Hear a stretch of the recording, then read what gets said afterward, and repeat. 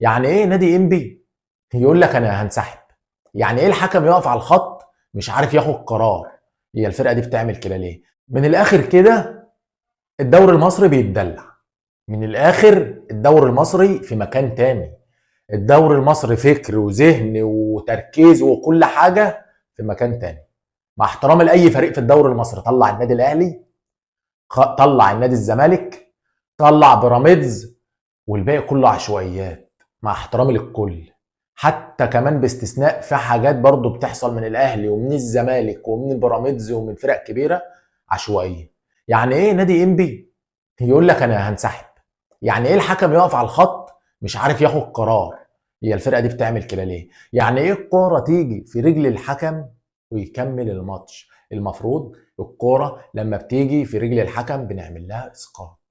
طيب اللاعب هو اللي لعبها في رجل الحكم، حلو، وجات للاعب تاني، كلام زي الفل. طب ما اللاعب يكمل، اللعب يمشي. لا يا عم الحاج، هنا بقى اقول لك استنى.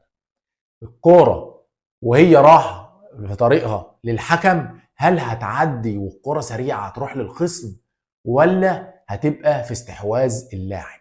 ما هي دي نقطة مهمة جدا جدا جدا. ولا تقول لي بقى خبير تحكيمي، ولا خبير استراتيجي، ولا خبير نووي، معاكم الخبير كابتن تتح. خد مني الخلاصة. علشان الجون بتاع فيوتشر يتحسب، لازم على الأقل لو الحكم مش هيعمل الكورة اسقاط، يبقى يقدر الكورة. الكورة هل هي كانت راحة سريعة تروح لفريق الخصم؟ وده فعلا اللي كان هيحصل. كانت الكورة كانت طويلة على اللاعب وكانت راحة لفريق انبي. فبالتالي الحكم عطل الكورة، خلى اللاعب يستلمها كويس وخلاها تبقى سهلة على اللاعب. يبقى في الحالة دي يا جماعة الكورة تيجي ويتعمل لها اسقاط، تمام، والجون اتحسب والدنيا تمام. انبي ياخد اللعيبه وواحد معرفوش كده ولا حد يعرفه يقول لك يلا يا جماعه، يلا يلا نطلع ومش عارف ايه. ايه يا عم، ايه يا جدعان، ايه يا جدعان الكره العشوائيه دي؟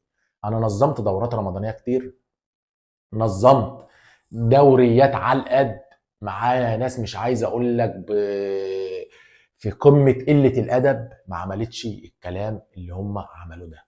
يا جماعه مش هقول لك ثقافه بقى، ولا اقول لك لا لا، الدوري المصري عايز فرمطه تتفرمط. الاتحاد المصري حالا لازم ياخد قرار بخصم على الاقل 6 بونت من نادي انبي، على الاقل 6 بونت من الدوري المصري، ملناش فيه بقى، وغرامه ماليه، وتبقى عبره لاي نادي يعمل حركه زي دي. في ايه بقى؟ الشركات عماله تدفع فلوس وملايين ودعايه واعلام، ونطلع على الاون سبورت والفون سبورت والبين سبورت ونطلع، وفي الاخر يحصل موقف زي ده. وموقف لازم يبقى فيه عقوبه شديده.